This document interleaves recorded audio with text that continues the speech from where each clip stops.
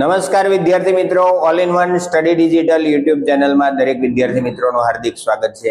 વિદ્યાર્થી મિત્રો, ગણિતના આગળના વિડીયોની અંદર આપણે જોયું હતું સ્થાન કિંમત રિલેટેડ આપણે દાખલાઓ જોયા હતા। સ્થાન કિંમત અને એની દાર્શનિક કિંમત હતી એના આધારે દાખલાઓ જોયા હતા। આપણે આજના આ પાર્ટ 2 ની અંદર જોવાના છીએ સંખ્યા જ્ઞાન પાર્ટ 2 નંબર સિસ્ટમ। આ પહેલું જ ચેપ્ટર છે, એના જ આપણે હજુ દાખલાઓ જોઈએ છીએ વિદ્યાર્થી મિત્રો। તો સ્થાન કિંમત આધારિત દાખલાઓ જ હજુ આપણે જોવા છે, ત્યારે વધારે પડતી ચર્ચા ન કરીએ અને સીધા આપણે ભણવા ઉપર આવીએ। તો અહીંયા આપણને આપવામાં આવેલો છે પ્રશ્ન કે 541 અને 451 આ સંખ્યામાં 5 ની સ્થાન કિંમતનો તફાવત કેટલો?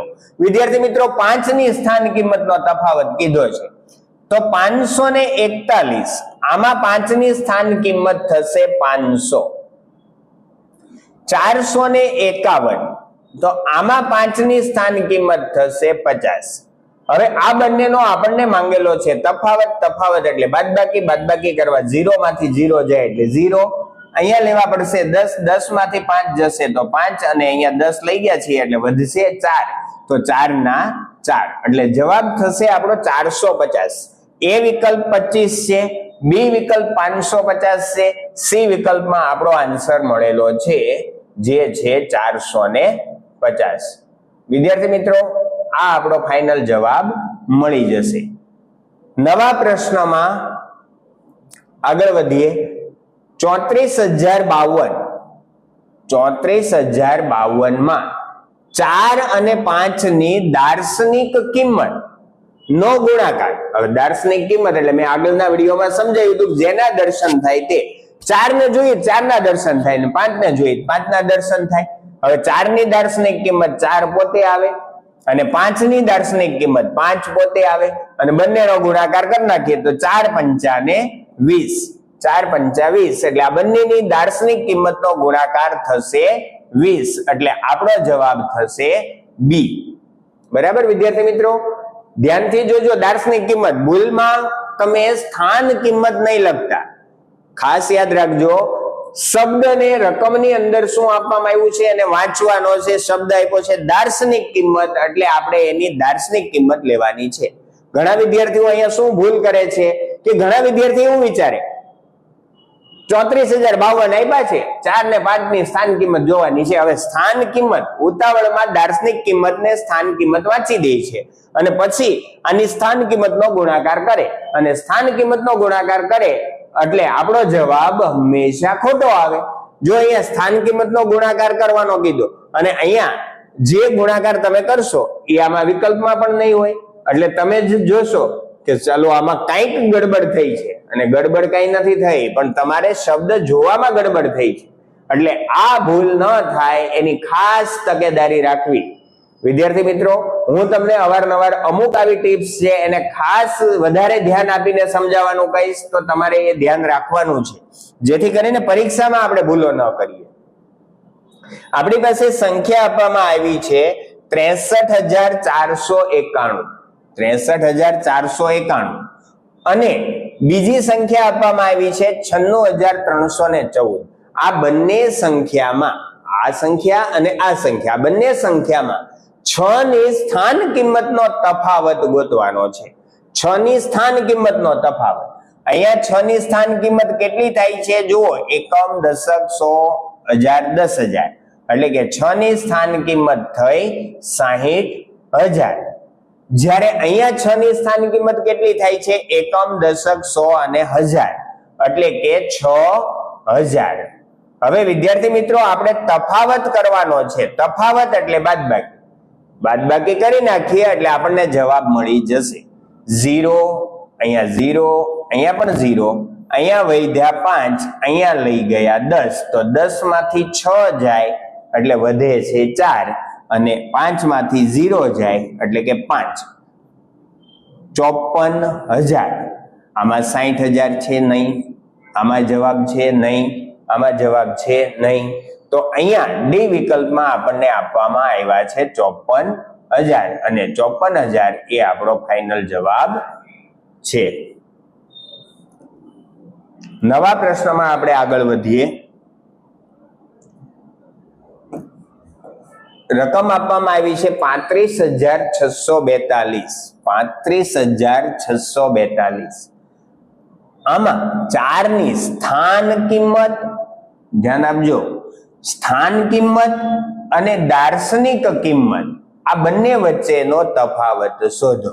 હવે 4 ની સ્થાન કિંમત એટલે એકમ અને દશક, તો 4 ની સ્થાન કિંમત કેટલી થઈ? 40.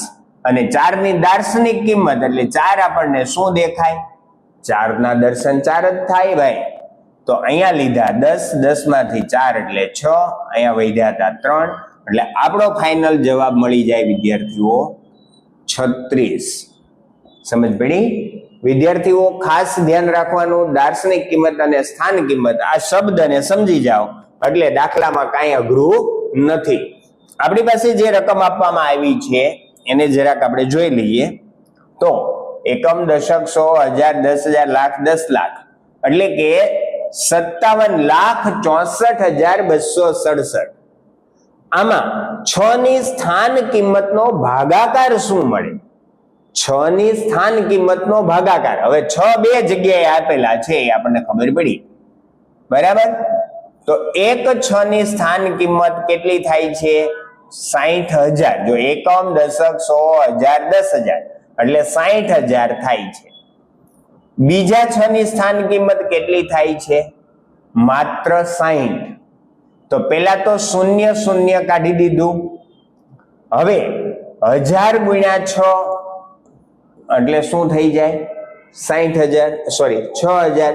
એટલે આપણો જવાબ થઈ જશે 1000. વિદ્યાર્થી મિત્રો, 1000 આપણો ફાઇનલ ઉત્તર મળે છે. આમાં ભાગાકાર ખાલી કરવાનો છે. નવી રકમ 743 અને 374. આમાં કયા સમાન અંકની સ્થાન કિંમતનો સરવાળો સૌથી વધુ છે? હવે બધા અંકો સમાન છે એ તો આપણને ખબર છે. જો આમાં 7 છે, અહીંયા છે, અહીંયા 4, અહીંયા 4, 3, 3. હવે આ અંકોમાં બધા જ અંકો સમાન છે.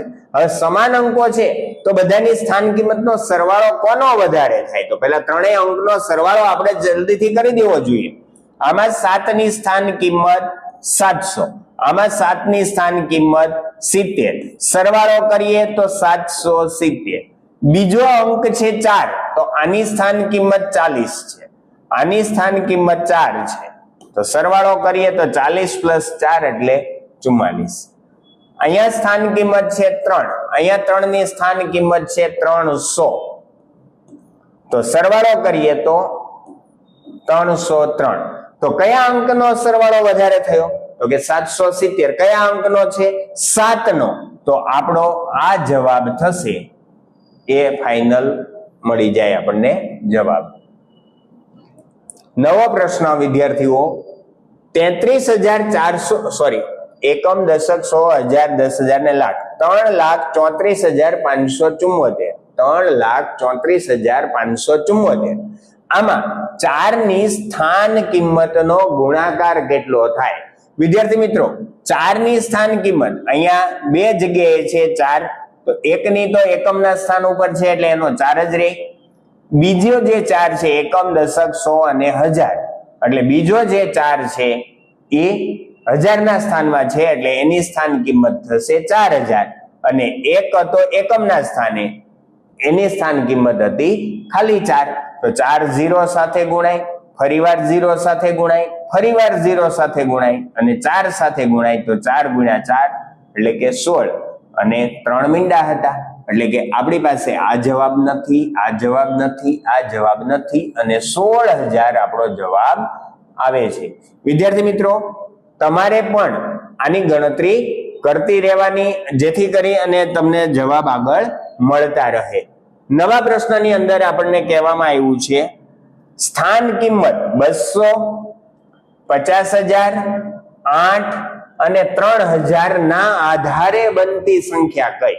હવે આપણને જ્યારે આવું આપવામાં આવેલું હોય, જ્યારે સંખ્યા આપવામાં આવેલી હોય એટલી તો એનો આપણે કાંઈ નહીં કરવાનું, સીધો સરવાળો કરી દઈએ એટલે જે જવાબ મળે, જે સરવાળો મળે એ આપણો જવાબ બની જશે. તો પેલા કોણ છે 50,000, તો આપણે લખી દીધા 50,000. પછી કોણ છે તો એનાથી નાની સંખ્યા જોવા જઈએ તો 3,000, અહીંયા લખી દીધા 3,000. એકમની નીચે એકમ, દશકની નીચે દશક, 100 ની નીચે 100 અને 1000 ની નીચે 1000 આવે એ રીતે આપણે મૂકીએ, જેથી કરીને આપણને સરવાળો કરવામાં ઈઝી રહે. હાલો, પછી શું આવે છે તો કે 200. 200 આવે છે 0, 0 અને 2. બાકીની જગ્યાએ કાંઈ નથી, તો આપણે ત્યાં ગણપતિ બાપાના બે લાડુ મૂકી દઈએ. અને પછી આવે છે 8, તો 8 તો છેલ્લે અંકમાં જ આવવાનો છે સરવાળામાં. બાકીની બધી જ જગ્યાએ આપણે ગણપતિ દાદાના લાડુ મૂકી દઈએ. તો હવે આપણી પાસે થાય છે અહીંયા 0, 0, 0 પ્લસ 8 એટલે કેટલા થયા તો કે 8. અહીંયા થયા 0, અહીંયા શું છે તો કે 2, 0 પ્લસ 3 પ્લસ 0, 0 એટલે કે 3, 5 પ્લસ 0, 0 એટલે કે 5. એકમ, દશક, 100, 1000 ને 10,000 એટલે કે 53,208. આવી સંખ્યા જો આપણી પાસે આપેલી હોય તો એ આપણો જવાબ છે. બરાબર. હવે 53,208 આપણને આપવામાં આવ્યા છે વિકલ્પ એ માં, અને વિકલ્પ એ આપણો જવાબ થશે. વિદ્યાર્થી મિત્રો, ગણિતના હજુ પણ આ ચેપ્ટરના ઘણા બધા દાખલાઓ અને ઘણા બધા પ્રશ્નો બાકી છે.